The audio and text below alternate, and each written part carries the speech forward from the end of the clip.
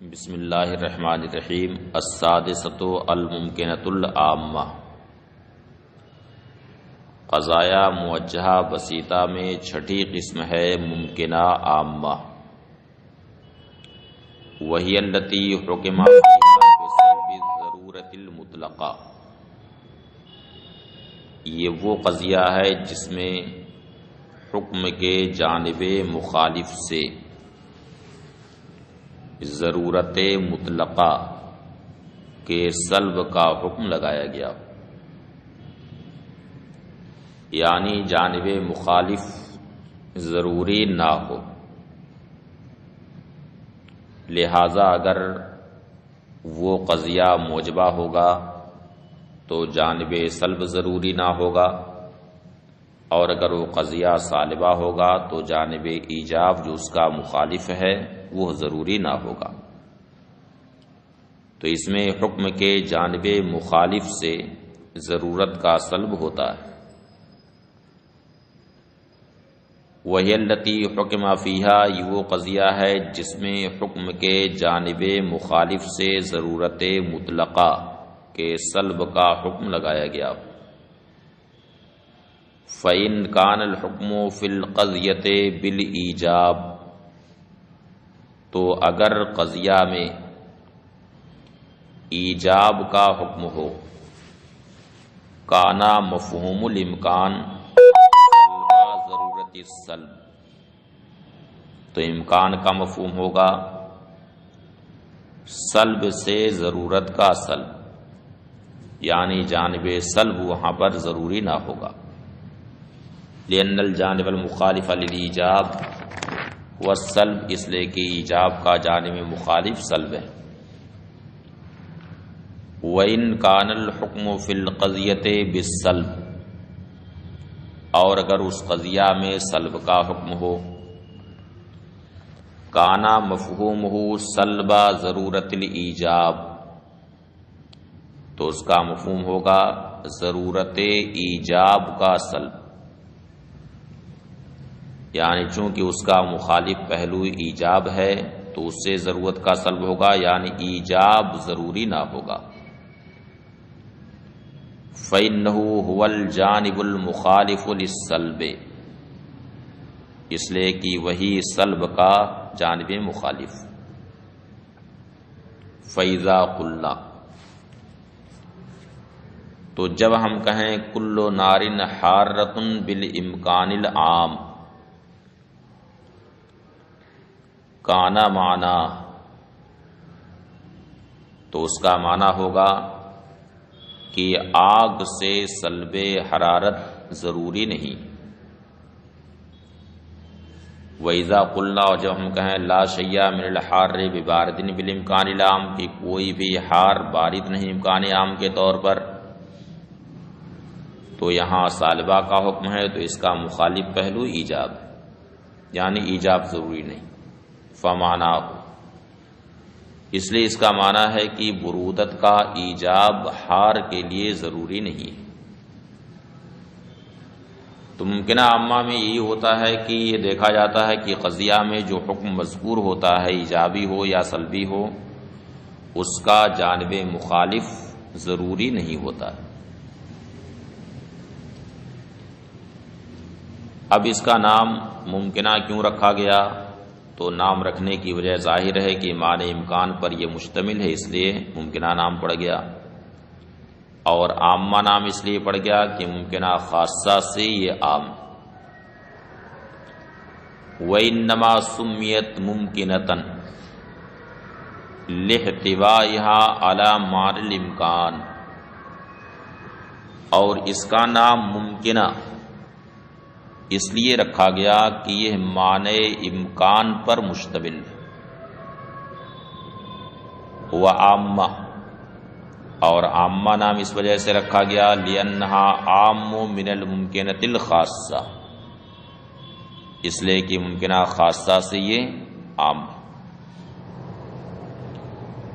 اب ممکنہ عامہ اور اس سے پہلے جو قضایا 5 مذکور ہوئے ہیں، ان میں اور اس میں کون سی نسبت؟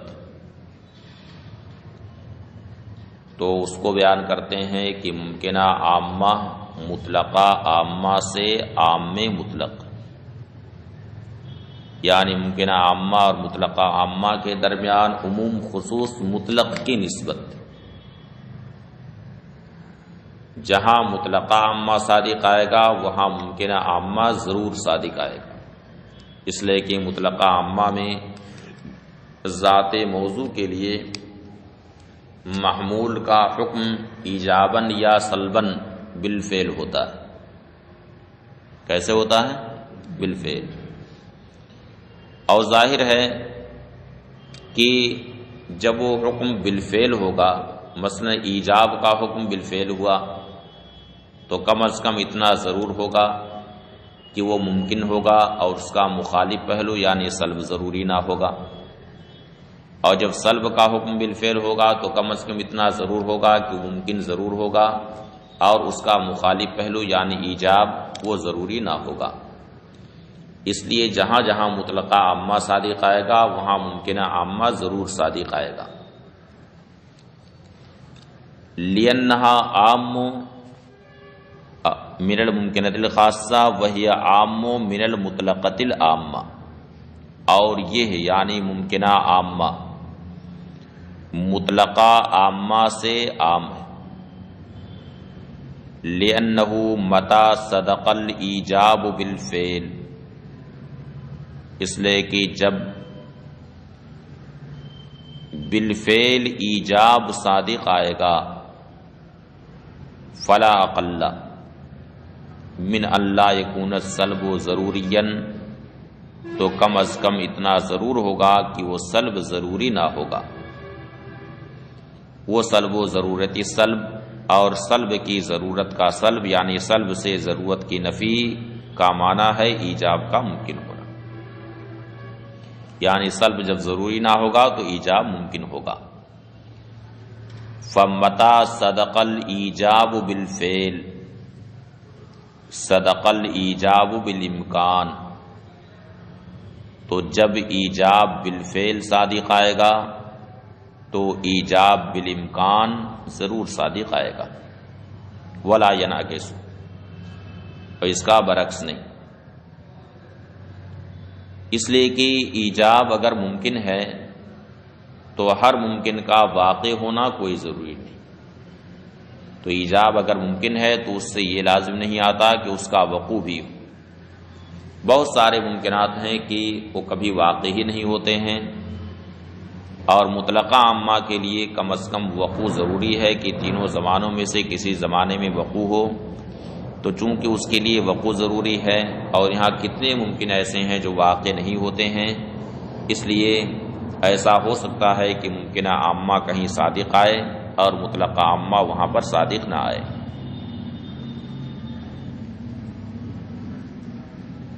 ولا ینعکس، اور اس کا برعکس نہیں، لے جواز ان یکون الایجاب ممکنا، اس لیے کہ ایسا ہو سکتا ہے کہ ایجاب ممکن ہو، ولا یکون واقعا اصلا، مگر وہ بالکل ہی واقع نہ ہو۔ وکذالک متی صدق السلب بالفعل لم یکن الایجاب ضروریا، اسی طرح سے جب بالفعل سلب صادق آئے گا تو ایجاب ضروری نہ ہوگا۔ وہ سلب و ضرورت الایجاب، اور ایجاب سے ضرورت کا سلب وہی امکان سلب ہے، یعنی جب ایجاب ضروری نہ ہوگا تو اس کا مطلب ہے کہ سلب ممکن ہوگا۔ فمتی صدق السلب بالفعل، تو جب سلب بالفعل صادق آئے گا، صدق السلب بالامکان، تو سلب بالامکان بھی صادق آئے گا، دون العکس، اس کا برعکس نہیں۔ لے جواز ان یکون السلب ممکنا غیر واقع، اس لیے کہ ایسا ہو سکتا ہے کہ سلب ممکن ہو مگر واقع نہ ہو۔ تو حاصل یہ ہوا کہ مطلقہ عامہ ممکنہ عامہ سے خاص ہے۔ جب مطلقہ عامہ صادق آئے گا تو ممکنہ عامہ صادق آئے گا، لیکن جب ممکنہ عامہ صادق آئے تو مطلقہ عامہ کا صادق آنا کوئی ضروری نہیں۔ اب اس کے بعد جو باقی قضایا یعنی عرفیہ عامہ، مشروطہ عامہ، دائمہ مطلقہ اور ضروریہ مطلقہ، ان سے ممکنہ عامہ کو کون سی نسبت؟ تو اس کو بتاتے ہیں کہ باقی دیگر قضایا سے بھی ممکنہ عامہ عام ہے، اس لیے کہ مطلقہ عامہ ان چار قضایا سے عام تھا۔ مطلقہ عامہ ان چاروں قضایا سے کیا تھا؟ عام تھا، اور مطلقہ عامہ سے ممکنہ عامہ عام ہے، مطلقہ عامہ سے ممکنہ عامہ عام ہے، اور عام کا عام عام ہوتا ہے، عام کا عام عام ہوتا ہے، یعنی ایک چیز جو کسی سے عام ہے، اس عام سے جو چیز عام ہوگی وہ اس سے بھی عام ہوگی۔ مثلا یہاں پر تین چیزیں ہیں، یہ اس سے عام ہے اور یہ اس سے عام ہے، تو جب یہ اس سے عام ہے تو یہ بدرجہ اولا اس سے عام ہوگی۔ وعام من القضایا الباقیہ، اور باقی قضایا سے عام ہے۔ لأن المطلقۃ العامہ عام منہا مطلقاً، اس لیے کہ مطلقہ عامہ ان باقی قضایا سے عام میں مطلق، والعام من العام عام، اور عام سے جو عام ہوتا ہے وہ عام ہوتا ہے، اس لیے دیگر قضایا سے بھی ممکنہ عامہ عام میں مطلق۔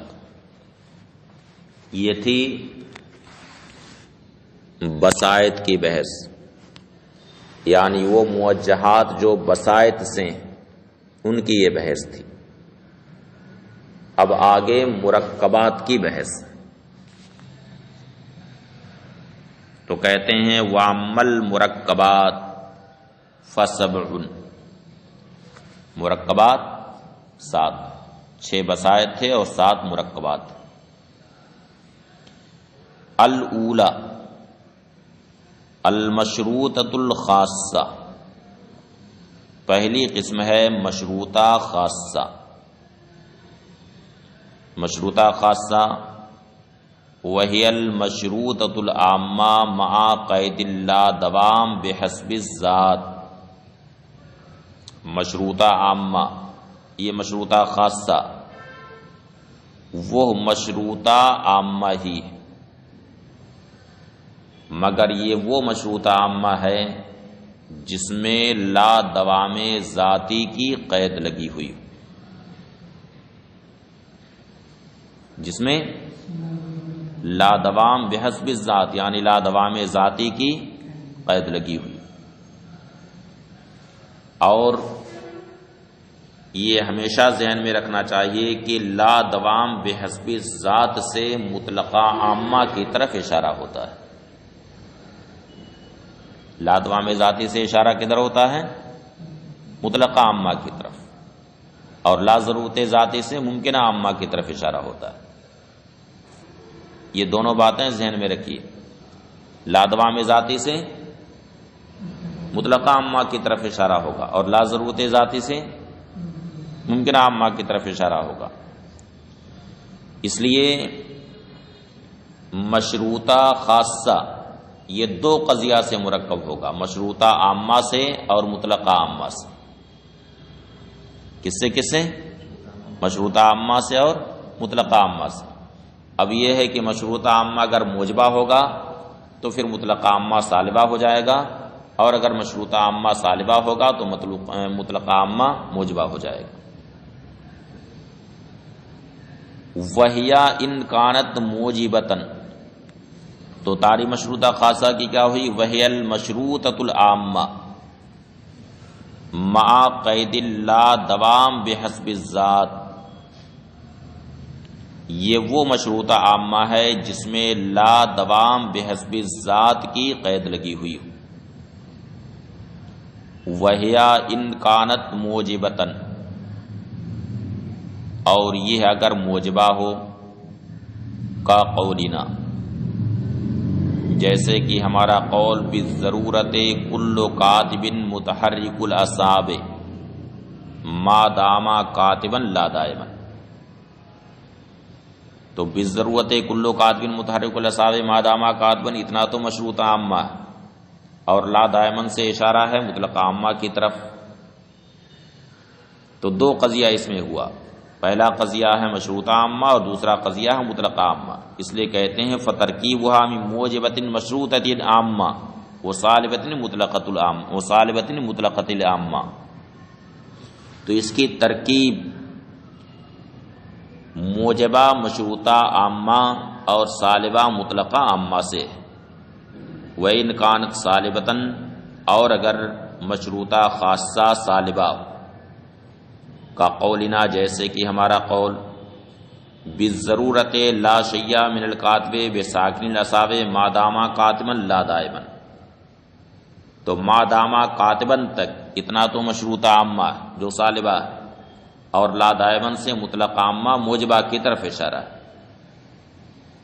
اس لیے اس کی ترکیب صالبہ مشروطہ عامہ سے ہوئی اور موجبہ مطلقہ عامہ سے.